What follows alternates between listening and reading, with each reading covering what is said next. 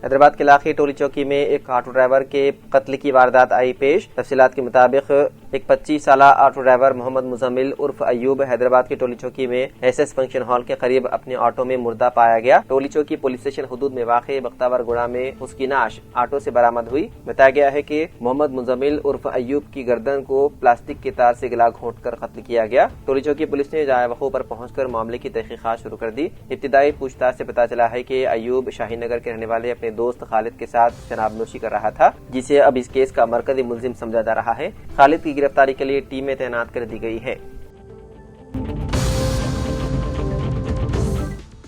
ABVP ने हैदराबाद के कोकटपल्ली में जेएनटीयू की मेन गेट पर कांग्रेस हुकूमत के खिलाफ एहतजाज किया। तलबा ने ज़ेर-ए-इल्तिवा स्कॉलरशिप और फीस रिइंबर्समेंट की रकम जो तकरीबन 8,300 करोड़ रुपए है जारी न करने पर हुकूमत को शदीद तनकीद का निशाना बनाया। एबीवीपी के कायदीन की क़ियादत में एहतजाज करने वाले तलबा को केपीएचबी पुलिस ने रोक कर हिरासत में ले लिया और उन्हें पुलिस स्टेशन मुंतकिल कर दिया। एबीवीपी कायदीन ने इल्जाम लगाया है कि रियासती हुकूमत तलबा के मसाइल के तई लापरवाही बरत रही है। उन्होंने इंतबाह दिया है कि अगर ज़ेर-ए-इल्तिवा रकूम जल्द जारी नहीं की गई तो बड़े पैमाने पर तहरीक शुरू की जाएगी। उन्होंने कहा कि अगर रेवंत रेड्डी तलबा के मुतालबात को नजरअंदाज करते हैं तो उनका हाल भी साबिक वज़ीर आला केसीआर जैसा हो सकता है।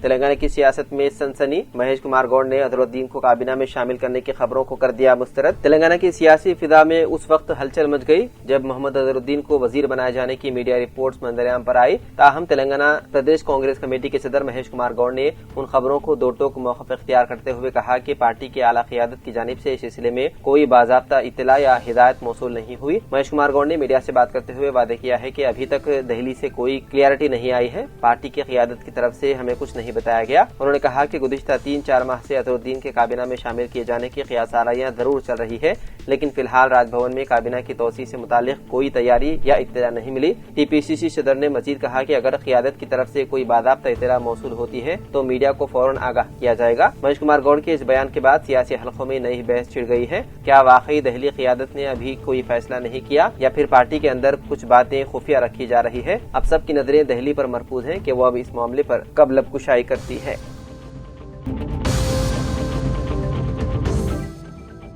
दिल्ली की तारीखी जामा मस्जिद के शाही इमाम सैयद अहमद बुखारी के अहलिया नीर बुखारी इंतकाल कर गए। उनके इंतकाल की खबर से बुखारी खानदान, जामा मस्जिद के हलकों और दिल्ली के मजहबी तबके में गहरे सदमे की लहर दौड़ गई। नीर बुखारी कई बरसों से शाही इमाम के साथ मुख्तलिफ समाजी और फलाही सरगर्मियों में भी खामोशी से शरीक रहती थी और जामा मस्जिद के अहल खाना में उन्हें निहायत मोहतरम मकाम हासिल था। खानदानी ज़राए के मुताबिक नीर बुखारी चारशंबे की रात मामूल के मुताबिक घर पर मौजूद थी। उन्होंने रात का खाना खाने के बाद कुछ देर बाद तबीयत में अचानक खराबी महसूस की। फौरी तौर पर उन्हें दरियागंज संजीवनी अस्पताल ले जाया गया, मगर डॉक्टरों ने मुआयने के बाद उन्हें मुर्दा करार दिया। बताया जा रहा है कि उन्हें दिल का शदीद दौरा पड़ा था।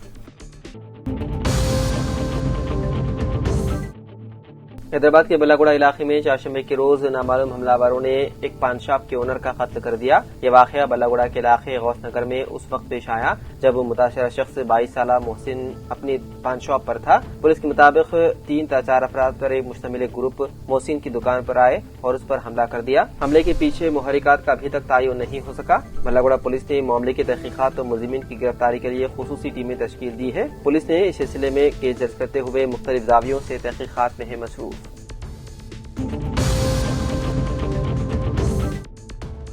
तेलंगाना के मुत्तहिदा जिले वरंगल में तूफान मोंथा के असर से होने वाली मूसलाधार बारिश ने शहर के कई इलाकों को पानी में घेर लिया। वरंगल, हनमकुंडा, कादीपेट के मुतादिद कॉलोनियां झीलों का मंजर पेश कर रही है। वरंगल और हनमकुंडा को जोड़ने वाली हंटर रोड पर नाला उबल पड़ने के बायस ट्रैफिक मुकम्मल तौर पर मुतासिर हो गई। मुलुगु रोड के करीब नदी में तोगयानी आने से संतोषी माता कॉलोनी, डीके नगर, एनएन नगर, मैसैया नगर, सुमैया नगर और साई गणेश कॉलोनी के घरों में पानी दाखिल हो गया, जिससे मुकामी अवाम शदीद मुश्किलात में मुब्तला है। सैलाबी सूरत हाल के बायस मशहूर भद्रकाली मंदिर जाने वाला रास्ता बंद कर दिया गया।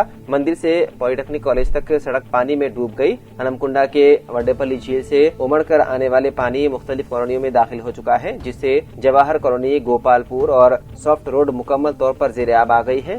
हाजीपेट ता हनमकुंडा रास्ते में सोमड़ी और गोपालपुर झीलें लबरेज होने के बाद उनके बंद टूट गए, जिसके नतीजे में सड़कों पर तेज बहाव शुरू हो गया। शदीद बारिश और सैलाबी रेलों से विवेक नगर, अमरावती नगर और प्रगति नगर भी मुतासिर हुए, जबकि बाद इलाकों में गाड़ियां और मोटरसाइकिलें पानी के बहाव में बह गई।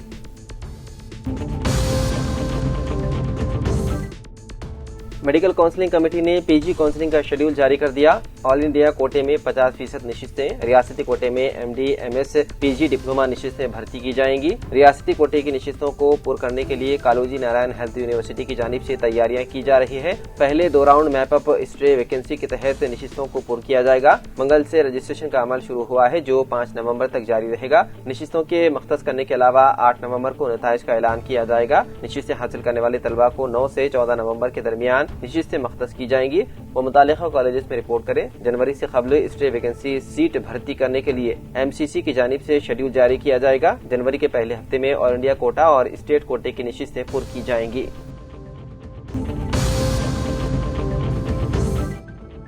जस्टिस शुभेंदु समंता ने आंध्र प्रदेश हाईकोर्ट के जज के तौर पर हलफ ले लिया। चीफ जस्टिस धीरज सिंह ठाकुर ने गुंटूर जिले के नेलापाड़ू में हाईकोर्ट के अहाते के पहले कोर्ट हॉल में मुनक्किदा एक प्रोग्राम में जस्टिस शुभेंदु समंता को ओहदे का हलफ दिलाया। जस्टिस शुभेंदु समंता का हाल ही में कलकत्ता हाईकोर्ट से आंध्र प्रदेश हाईकोर्ट में तबादला किया गया था। आंध्र प्रदेश हाईकोर्ट के जजेस एडवोकेट जनरल धलपति श्रीनिवास और दीगर मौजूद थे।